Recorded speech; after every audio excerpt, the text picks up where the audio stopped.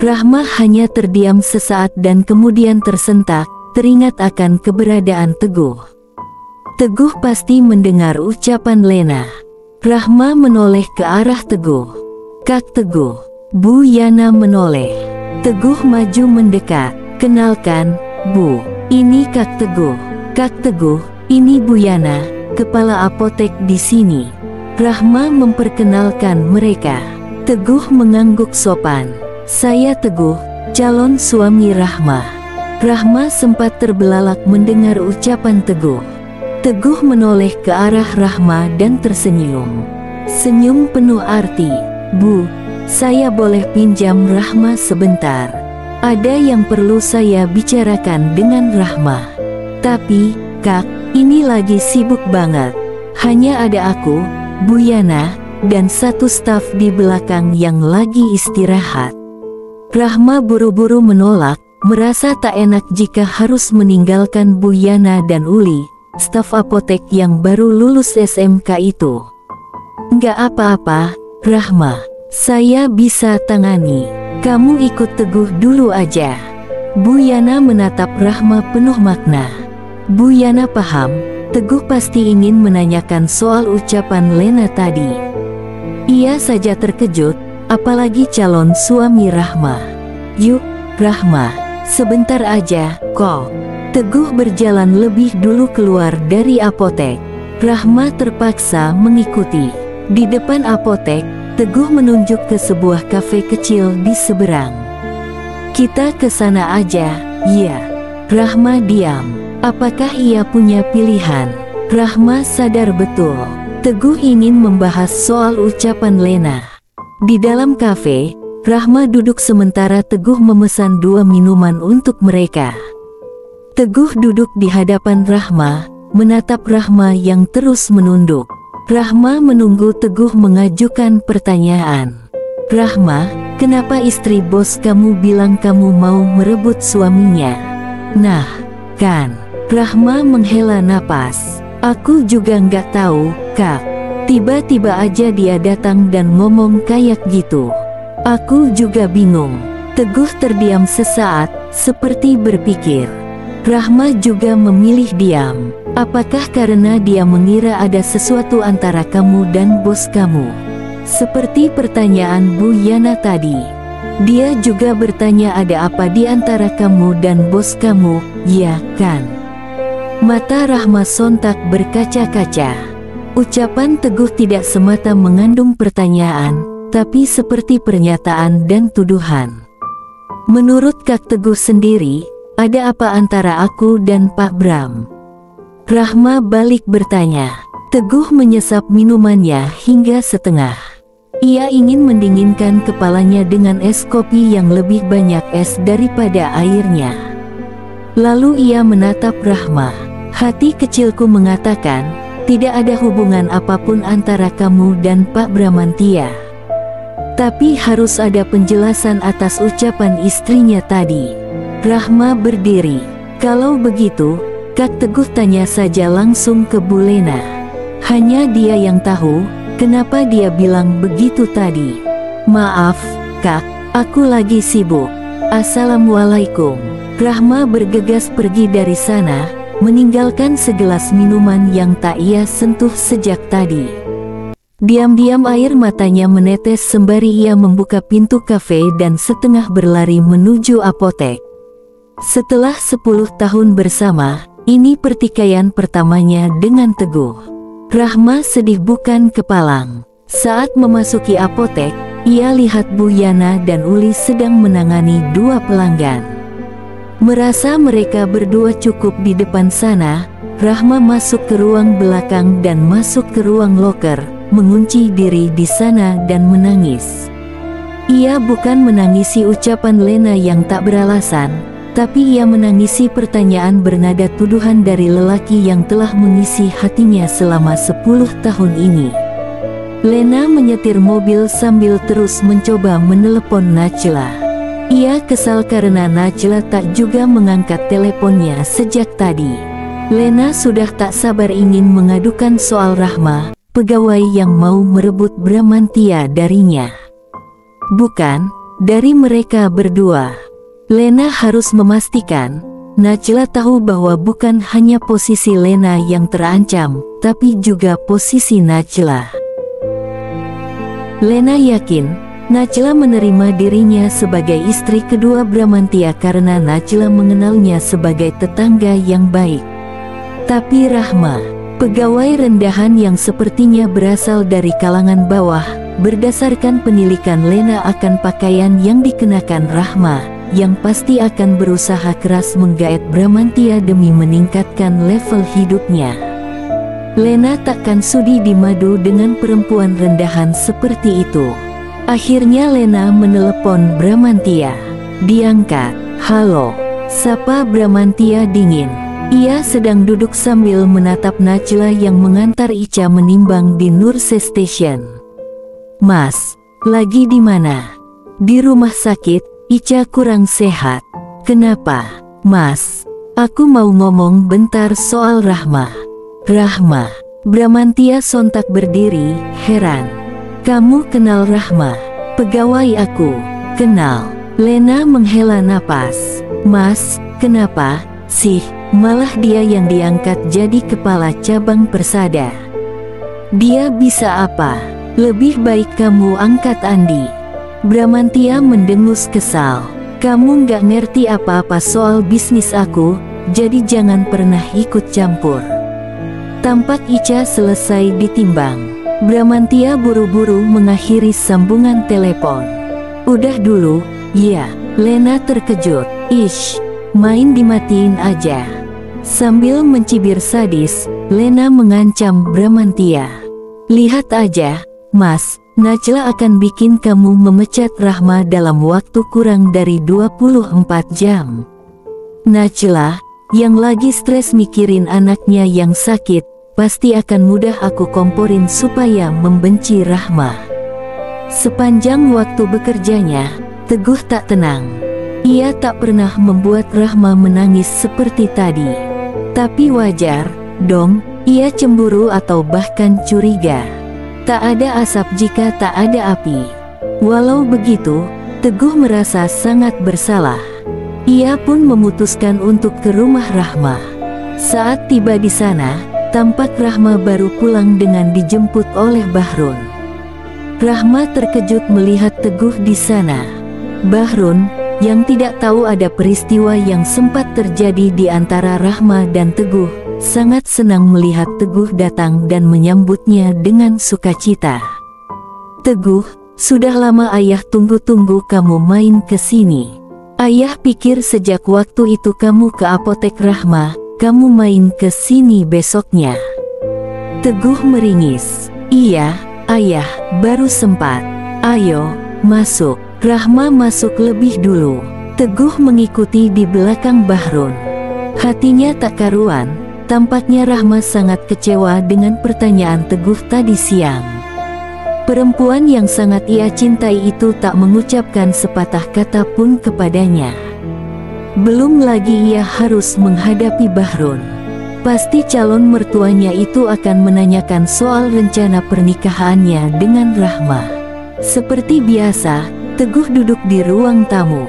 Bahrun menemaninya sementara Rahma masuk untuk mandi. Bahrun masih belum menyadari ada keanehan di antara anak perempuannya dan Teguh. "Gimana kerjaan, Guh?" tanya Bahrun basa-basi. "Nggak terganggu sama kuliahmu?" Teguh tersenyum. "Alhamdulillah enggak, ayah. Atasan saya di kantor mendukung kuliah saya, makanya saya dikasih keleluasaan untuk belajar atau jika ada urusan kampus, saya bisa izin." "Alhamdulillah." Erma muncul membawakan minuman. "Ibu apa kabar, Guh?"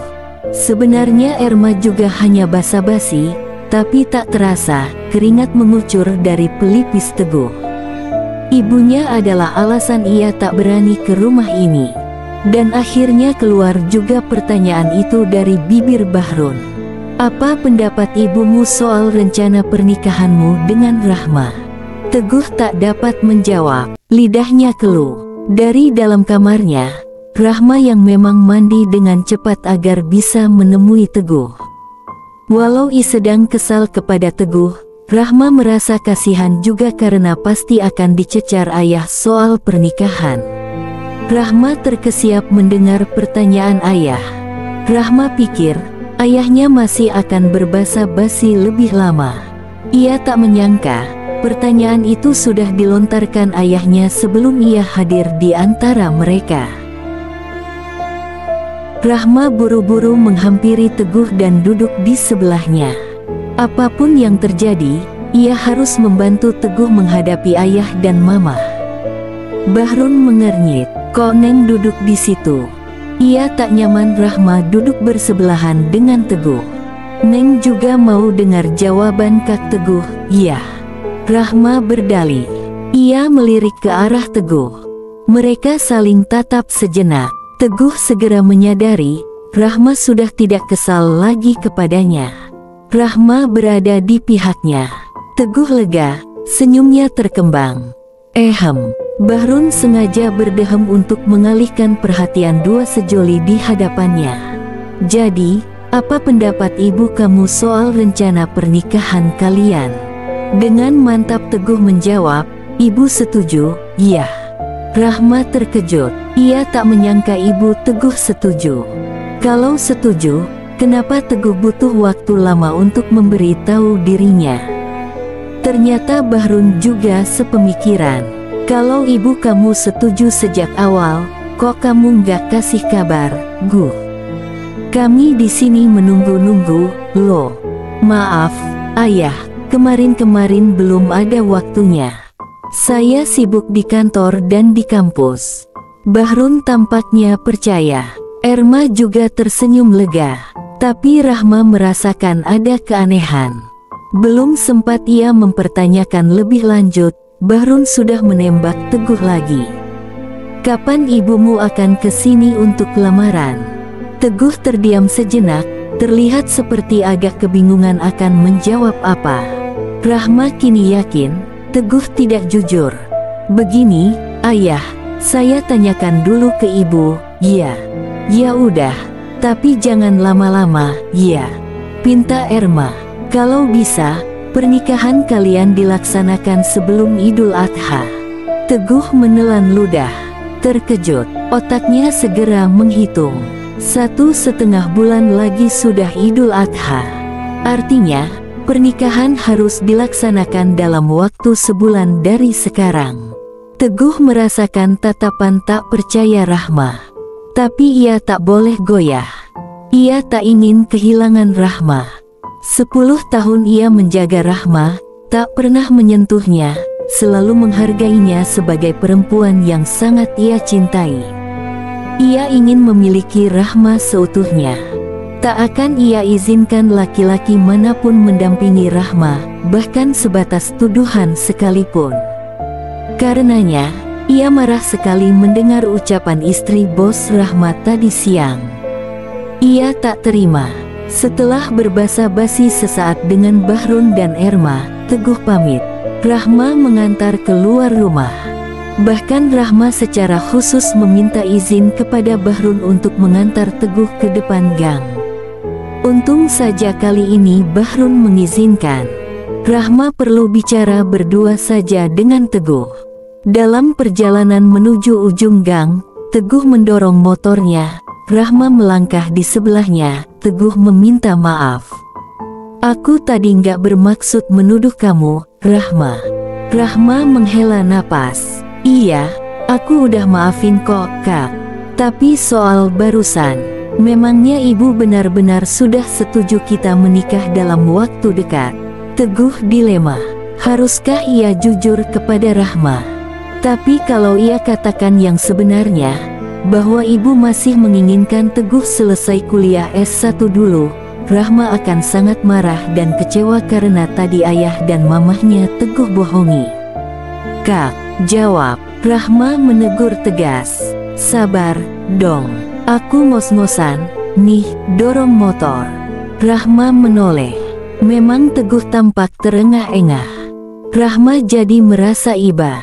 Di ujung gang, Teguh berhenti dan memasang standar motornya. Kini ia dan Rahma berhadap-hadapan. dengan motor Teguh di antara mereka. Kita akan menikah sebelum Idul Adha. Aku janji. Teguh mengucapkan kalimatnya dengan tegas. Soal ibu, Teguh memotong, soal ibu itu urusanku. Ibu akan merestui kita. Aku janji juga soal itu. Rahma mencari keraguan di mata Teguh. Dan kali ini ia tak menemukannya. Oke, aku pegang kata-kata Kak Teguh. Tolong jangan ingkar janji, atau selamanya aku nggak akan percaya lagi sama Kak Teguh. Teguh mengangguk penuh keyakinan di hadapan Rahma, padahal hatinya tak keruan. Ia telah berbohong parah. Hatinya tahu, ibu takkan setuju dan akan sangat menentang rencana ini. Ia beristighfar dalam hening, memohon ampun dari Sang Maha Kuasa atas kebohongannya. Ia tak suka berbohong seperti ini, terlebih kepada Rahma yang sangat ia sayangi. Najla baru saja menidurkan Ica. Demamnya sudah turun, tapi ia masih beberapa kali terbatuk-batuk. Tubuh Najla sakit semua. Ia selalu begitu. Setiap kali anaknya sakit, ia merasakan sakit yang serupa. Ia keluar kamar, membiarkan pintu kamar Ica tetap terbuka. Tampak Bramantia tertidur di sofa. Najla baru saja hendak menghampiri suaminya saat ponselnya bergetar. Najla buru-buru cek ponselnya. Dari Lena. Najla menghela napas. Mau apa lagi madunya yang satu ini? Assalamualaikum, sapa Najla. Waalaikumsalam. Lena menjawab sekenanya sambil duduk di sofa di depan televisi, lalu merapikan earphone-nya. Kak, udah tahu Mas Bram dekat sama pegawainya? Astagfirullahaladzim.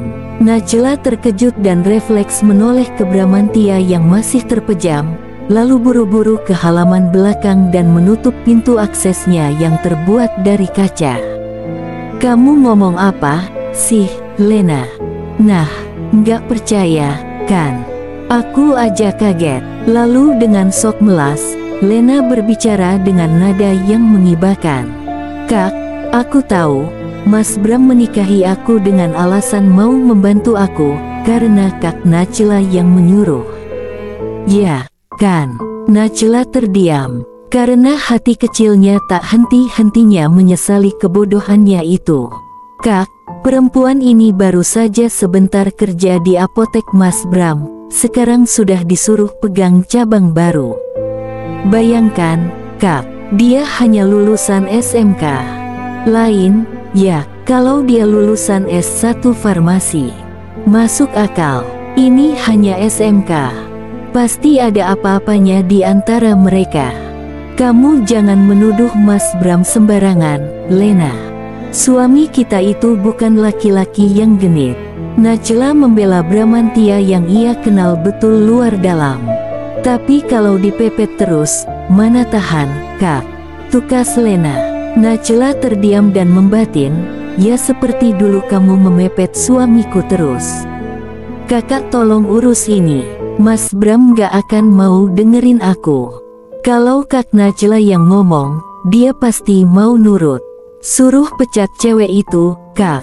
Aku nggak mau Mas Bram mengambil istri ketiga. Aku hanya mau berbagi Mas Bram dengan Kak Najla. Najla menghela napas. Tentu ia tak mau percaya begitu saja ucapan Lena.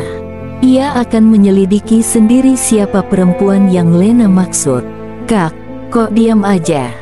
Lena di ujung sana protes. Iya, nanti aku cek. Namanya Rahma. Bu Yana akrab sama dia.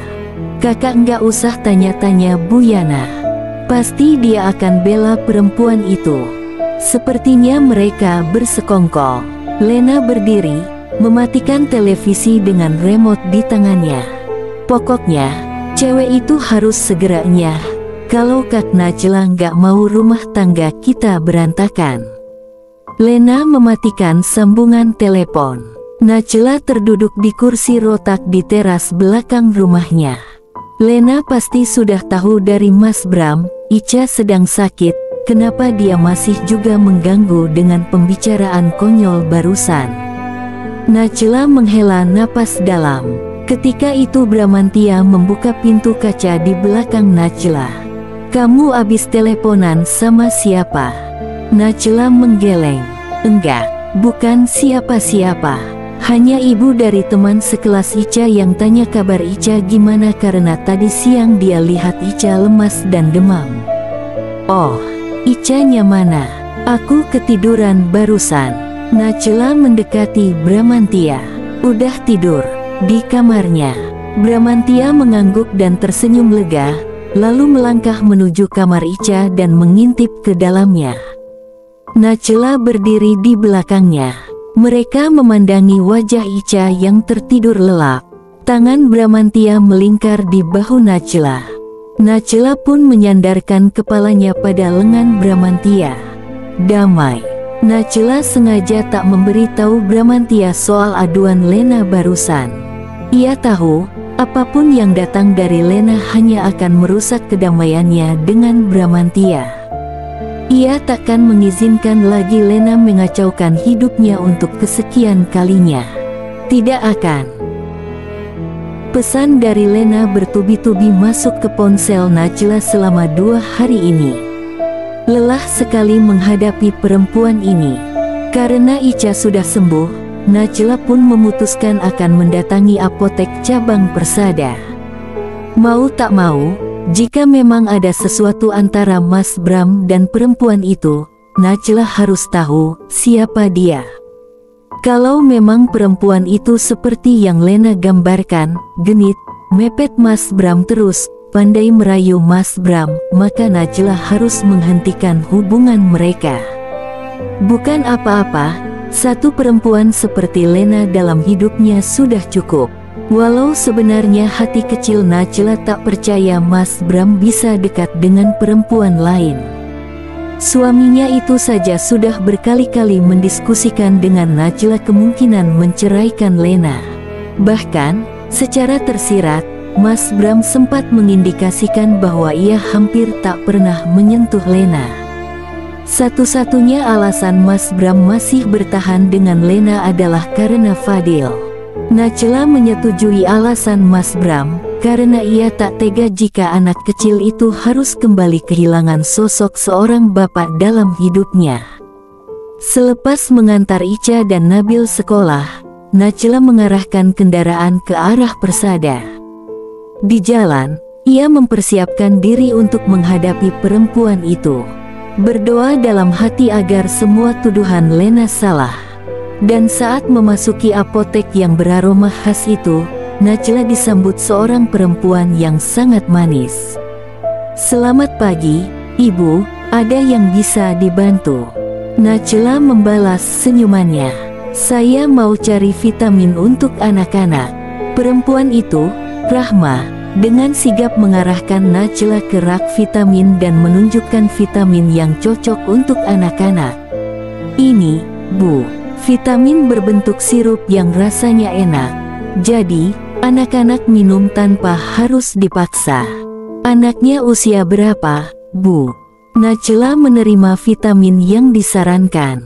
"Usia TK dan SD." "Oh, cocok kalau begitu vitamin ini, Bu." "Oke, saya mau yang ini." Najla menyerahkan vitamin itu sambil melirik ke nama yang tertera di bak pada jas putih yang Rahma kenakan. "Jadi, ini perempuan yang Lena maksud." Najla memerhatikannya dengan saksama. Tidak terkesan genit, bahkan sangat sopan dan santun. Jilbab yang ia kenakan juga cukup syar'i. Menyadari dirinya sedang diperhatikan, Rahma mengangkat wajah dan menatap Najla. "Ada lagi yang bisa saya bantu, Bu?" Bersamaan dengan itu, Bu Yana keluar dari ruang belakang apotek dan terkesiap melihat Najla di sana. "Bu Najla, sudah lama." Najla tersenyum. "Baru kok, Bu Yana. Kenapa nggak bilang mau ke sini?" Bu Najla cari apa? "Tadi pas sekalian lewat. Mau cari vitamin buat Ica dan Nabil." "Oh iya, kata Pak Bram, Ica sakit." Sekarang gimana keadaan Ica? Bu Yana tampak sangat prihatin. Ica udah sembuh, Bu. Ini saya habis antar ke sekolah. Rahma memerhatikan mereka. Otaknya menyimpulkan, wanita cantik dan bersahaja ini adalah istri Pak Bramantia. Istri pertama Pak Bramantia. Melihatnya membuat hati Rahma teduh. Berbeda sekali dengan Bu Lena, istri kedua Pak Bramantia yang menuduh seenaknya. Bu Yana menoleh ke Rahma. Rahma, kenalin. Ini istri Pak Bramantia, Bu Najla. Rahma segera dengan sopan menyalami Najla. Dalam hati Rahma berbisik, ini baru perempuan yang pas untuk menjadi istri Pak Bramantia. Mereka mengobrol sejenak, lalu ada pelanggan lain datang. Rahma permisi untuk melayani sang pelanggan. Sambil mengobrol dengan Bu Yana, Najla memerhatikan Rahma. Najla sangat terkesan dengan kesantunan Rahma dalam melayani pelanggan. Yang datang adalah seorang pria berusia sekitar 60 tahun, tampak berada dan masih dandy. Tapi tak sedikit pun Rahma terlihat genit atau caper dengan lelaki itu. Rahma sangat berkelas, berbanding terbalik dengan gambaran Lena tentang dirinya. Najla yakin, ada sesuatu yang membuat Lena mencurigai Rahma, tapi apa? Pengaruh dari siapa? Nantilah biar ia selidiki lagi. Setelah Bu Yana menyiapkan vitamin yang tadi Rahma tawarkan, Najla pamit kepada Bu Yana dan melambaikan tangan bersahabat ke arah Rahma. Rahma menyambutnya dengan anggukan sopan.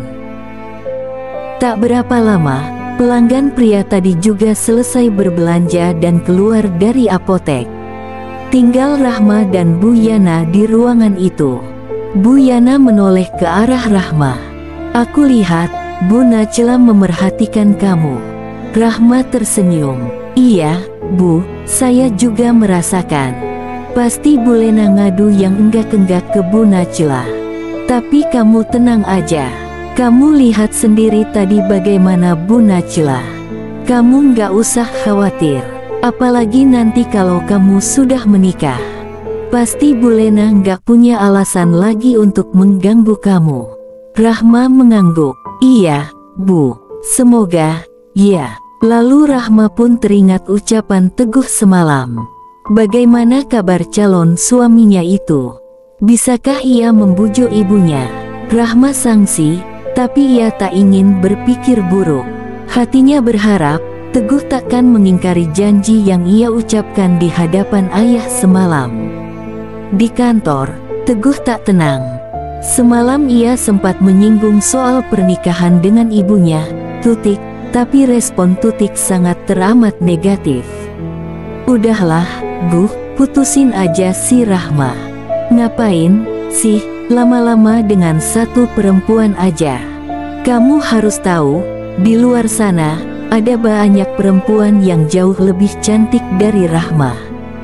Tapi, Bu, Tutik segera memotong. Ibu malah kasihan sama Rahma kalau dia harus nunggu kamu lama-lama, Guh. Usia Rahma sudah cocok untuk menikah. Terlambat sedikit lagi aja, dia jadi perawan tua. Kamu jangan egois, mau sama dia, padahal kemampuan belum ada. Teguh menyadari, ucapan ibunya ada benarnya. Namun ia justru merasa egois jika melepaskan Rahma. Apalagi, ia juga sangat mencintai Rahma. Tiba-tiba masuk pesan dari Rahma.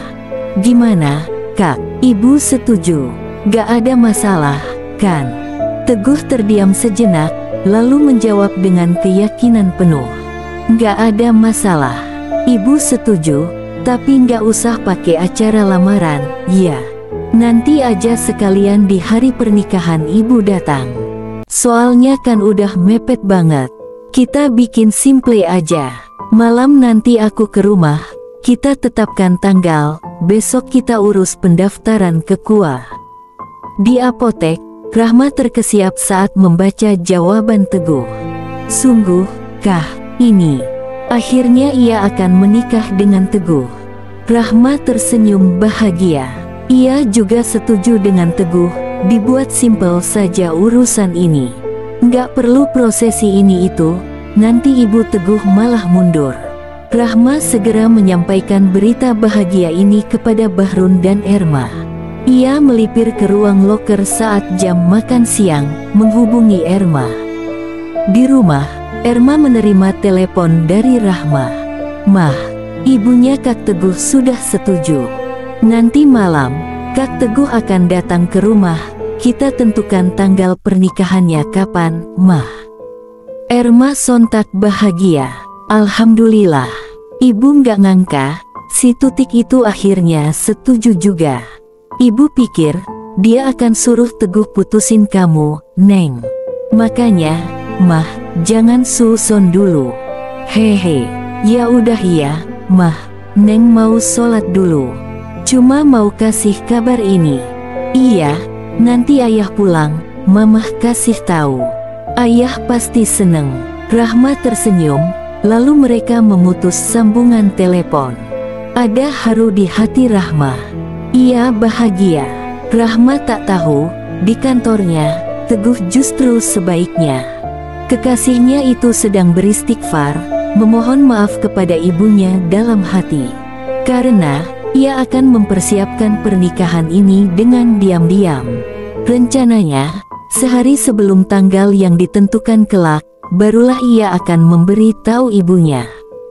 Ia yakin, jika hari itu tiba, ibunya tak punya pilihan lain selain menyetujui pernikahan anaknya semata wayang dengan sang kekasih tercinta.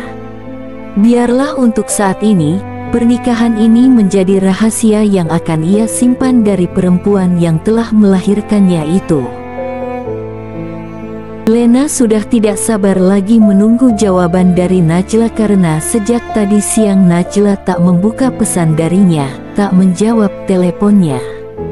Emosi Lena sudah sampai ubun-ubun. Sesampainya di rumah Najla, istri pertama Bram, sang ratu di hati suami mereka, Lena buru-buru masuk. Ia yakin Najla sudah di rumah, mobilnya terparkir di pagar. Lena melangkah lebar dan tegap, menggambarkan ketidaksabaran, kekesalan, dan kesiapannya menghardik Najla jika perempuan itu belum juga berbuat apapun untuk menyelamatkan pernikahan mereka. Di dalam rumah, tampak Najla sedang menyuapi Ica makan. Lena tak ingin terlihat seperti ibu tiri yang kejam. Ia tersenyum lebar sambil menyapa ramah. "Assalamualaikum." "Wah, Ica sama Nabil lagi makan." "Ya." "Makan apa?" "Tante minta dong." "Nggak boleh." Ica berseru lantang. Gadis kecil itu memang tak pernah menyukai Lena sejak pertama kali diperkenalkan sebagai ibu keduanya oleh Najla. Salah satu yang membuat Najla kecewa, karena alasan ia menginginkan Bram memiliki istri lagi adalah agar menjadi ibu bagi anak-anaknya andai ajalnya tiba. Dan Lena bukan ibu ideal buat Ica dan Nabil, bahkan buat anak kandungnya sendiri, Fadil, pun tidak. Tapi Najla selalu mengutamakan tata krama saat mendidik anak-anaknya. "Ica, nggak boleh gitu. Tante Lena hanya bercanda, kok." "Iya, Ca, sorry." "Ya." Ya, Tante pinjam bunda." "Ya, sebentar." Lena menggandeng Najla dengan sok akrabnya. "Yuk, Kak, bentar aja." Ia menarik Najla ke halaman belakang dan menutup pintu geser kaca pembatasnya. "Ada apa sih, Len?" Najla duduk di bangku teras belakang. "Soal cewek itu, aku udah ketemu dia." Lena terkejut dan tampak bersemangat. Terus, udah kakak omelin dia." Najla menggeleng. "Dia perempuan baik-baik. Dia bukan tipe yang gak punya harga diri dan berniat merebut Mas Bram." Lena menganga emosi. Kakak tuh pasti udah dihipnotis sama dia. Jelas-jelas dia ngincer Mas Bram." Najla terlalu lelah untuk mendebat. Ia memilih diam. Harusnya kakak langsung pecat aja dia. Lena masih mengomel dengan menggebu-gebu. Dan tanpa mereka sadari, terdengar suara dari pintu geser yang telah setengah terbuka. "Pecat siapa?" Mereka menoleh. Bramantia berdiri di ambang pintu dan tampak gusar. Ia segera menutup pintu di belakangnya, menatap kedua istrinya dengan pandangan menanti penjelasan. Nachela menoleh ke Lena. Lena kesal, merasa dipojokkan oleh pasangan suami istri sok suci di hadapannya. "Bukan siapa-siapa," Lena menjawab sambil lalu. Ia takut juga jika Bramantia marah kepadanya andai tahu apa yang ia tuntut dari Nachela. "Lena," jawab. Bramantia tampaknya tak membiarkan Lena lolos begitu saja dengan ucapannya. "Cewek yang megang apotek cabang Persada." Lena menjawab sambil menatap Bramantia tajam. "Buktikan kepada kami, aku dan Kak Nachela, dia bukan siapa-siapa," dengan memecatnya. "Rahma maksud kamu?" Bramantia membelalak terkejut. Lena mengangguk. Bramantia menoleh ke Nachela. Nachela menunduk, tak berani menatap suaminya. "Dia bukan siapa-siapa buat aku," ujar Bramantia dingin. "Nah, kan, Mas ngaku, kan?" Lena langsung menghujam Bramantia dengan pekikannya. "Jaga suara kamu, Lena. Anak-anak aku nggak biasa mendengar teriakan di rumah ini." Bramantia segera menegur istri kedua yang tak dicintainya itu. "Rahma penting dan istimewa buat perusahaan aku. Karena dia cerdas, dia punya kemampuan mengelola apotek. Dan aku nggak akan memecat dia. Sampai kapanpun." Wajah Lena memerah marah. "Sampai kapanpun? Nikahin aja, Mas, sekalian." Kesinisannya semakin menjadi. Bramantia tersenyum dengan sebelah bibir naik ke atas. "Kalau itu mau kamu, oke." Lena tak bisa berkata-kata lagi. Ia memandangi Bramantia dengan dada naik turun akibat emosi. Nachela menatap Bramantia tak percaya. Benarkah suaminya ingin menambah istri lagi? Lena akhirnya mengumpulkan segenap jiwanya, mendekati wajah Bram, dan berkata lirih, "Aku nggak akan sudi Mas menikah lagi. Lihat aja kalau Mas berani." Lalu dengan penuh amarah, ia pergi meninggalkan halaman belakang rumah Bramantia dan Nachela. Sementara itu, pasangan suami istri yang kini tinggal berdua saja saling pandang. Bramantia pun duduk di sebelah Nachela. "Perempuan itu ular, Nachela." Nachela terkejut. "Rahma, bukan." "Lena." "Oh." Nachela lega. Bukan Rahma yang Bramantia maksud. Karena ia ingin mengatakan apa yang memenuhi benaknya sejak bertemu dengan Rahma tadi. "Mas, ya, kalau memang Mas Bram mau nikah lagi, aku seret banget sama perempuan kayak Rahma." Bramantia menggeleng-geleng tak percaya. Ia menangkup wajah Nachela dengan kedua tangannya. "Sayang, dengar, ya. Aku nggak mau nikah lagi. Sejak awal pernikahan kita, nggak ada sedikit pun keinginanku untuk poligami. Nggak ada." Lalu Bramantia melepaskan tangannya dan menghela napas. "Menikahi Lena aja bikin kepalaku pusing nggak kelar-kelar. Tapi, Mas, Rahma berbeda. Aku yakin, aku akan coba selidiki latar belakangnya." Bramantia kembali menggeleng-geleng. Ia tampak sedikit kesal. Ia menghela napas dan berdiri. "Terserah kamu ajalah." Lalu Bramantia masuk ke dalam rumah dan meninggalkan Nachela sendiri di teras belakang. Nachela termenung. Ia pun tak yakin apakah menambah seorang istri lagi merupakan keputusan yang baik. Tapi ia yakin, Rahma tidak sama dengan Lena. Kali ini ia takkan melakukan kesalahan yang sama dengan sebelumnya. Ia akan menyelidiki Rahma, latar belakangnya, bibit, bebeit, bobotnya. Mungkin Lena tidak akan bisa menerima. Tapi, so what? Tak semua harus sesuai keinginan Lena. Jam sudah menunjukkan pukul 7:30 malam.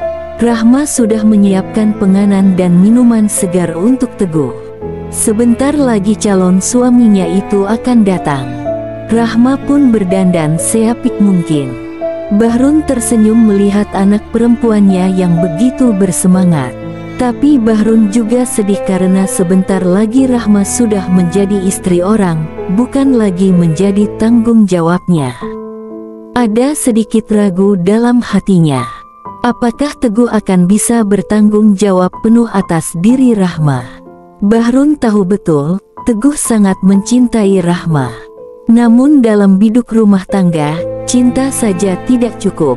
Komitmenlah yang mempersatukan. Bahrun agak meragukan komitmen Teguh. Hati kecilnya seperti tak setuju. Tapi ia tak mungkin mengungkapkannya kepada Rahma yang sedang sangat berbahagia. Dari luar terdengar suara deru motor yang berhenti, lalu suara salam yang Rahma kenali betul. Assalamualaikum. Rahma segera membuka pintu dan tersenyum melihat Teguh yang sudah berdiri di hadapannya. Di tangan Teguh terdapat sekantung martabak. Rahma membelalak, "Kak, aku juga siapin martabak, tahu." Mereka tergelak. "Kok kita sehati?" "Iya," tanya Teguh. Erma muncul dan tersenyum melihat mereka. "Ya sudah, martabak yang Teguh bawa nggak usah dibuka. Nanti biar buat dibawa pulang aja untuk ibunya Teguh." Erma menatap Teguh sambil tersenyum bersahabat. "Ibumu apa kabar, Guh?" "Sehat. Sudah lama Mamah nggak ketemu di pengajian." "Oh, sehat kok, Mah. Mungkin ibu nggak sempat aja." Erma mengangguk-angguk. "Iya, ya. Sayang juga ibumu nggak bisa datang malam ini, ya." Teguh mengangguk kikuk. "Kenapa nggak bisa datang, sih, Guh?" tanya Bahrun yang tiba-tiba muncul di tengah-tengah mereka. Teguh semakin gugup. Rahma menatap Teguh dengan saksama. Ia semakin yakin Teguh berbohong soal izin dari ibunya. Ia menanti apa jawaban Teguh kali ini atas pertanyaan ayah. Suasana masih tegang di rumah Rahma. Bahrun dan Erma masih menunggu jawaban dari Teguh. Rahma sudah pasrah. "Guh," tegur Erma, "kenapa kok diam aja? Ibu kamu nggak setuju?" "Iya." Teguh segera tersadar dari keruwetan di benaknya dan buru-buru tersenyum. "Setuju kok, Mah. Tadi pas saya mau berangkat, kebetulan hujan. Jadi, ibu nggak jadi ikut." Erma tampak lega. Tapi Teguh tahu, dari ekspresi wajah Bahrun dan Rahma, mereka tak mempercayai alasannya. Teguh merasa sangat berdosa telah berbohong sedemikian rupa. Terlebih dengan semua penolakan ibu, bahkan perintah ibu agar ia memutuskan hubungan dengan Rahma. Biarlah ia akan mengambil risiko terbesar dalam hidupnya. Ia tetap dengan rencana semula. Ia akan memberitahu ibunya sehari sebelum pernikahan. Tentu ibu takkan bisa menolak lagi. "Jadi, Guh, tanggal berapa baiknya pernikahan dilaksanakan?" "Idul Adha, saya sudah cek kalender, jatuh tanggal 21 Agustus, Mah. Mungkin kita adakan tanggal 18 Agustus aja, sehari setelah kemerdekaan." "Boleh." Bahrun segera menyetujui. "Tapi usahakan ibu kamu datang ke sini, ngobrol dengan kami, sebelum hari H, ya, Guh."